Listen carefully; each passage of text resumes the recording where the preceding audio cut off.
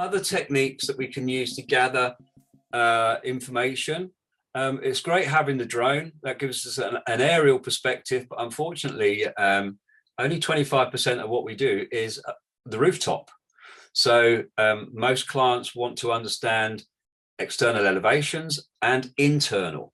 So we have to either go and buy 2 cameras, which is very expensive, or get creative. Now, I've had some great students that have come through our doors and gone out the other side and had some great ideas of how to utilize the 𝗏𝗡IC 2 Enterprise Advanced on a tripod, internally or externally, as a ground-based camera.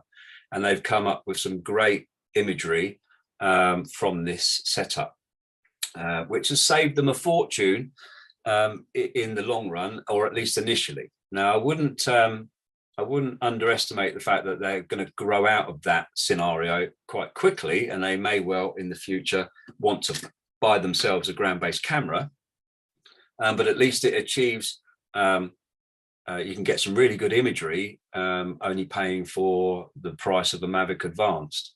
If I was to say to you that the cost of having a 𝗏𝗡IC Advanced for your aerial and a ground-based camera to achieve the same results as the 𝗏𝗏IC Advanced, you're going to have to spend about 12K from a FLIR manufacturer to get a ground-based camera that achieves similar results to the 𝗏𝗏IC Advanced.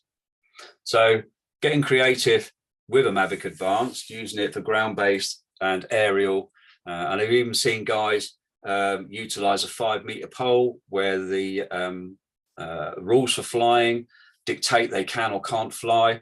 As soon as they get the opportunity they can't fly, then they put the 𝗏𝗏IC Advanced on the top of a 5-meter pole. They're still getting their 2-3 story home rooftop inspected. They don't have to drive away, which means you know, that's a great way of doing it.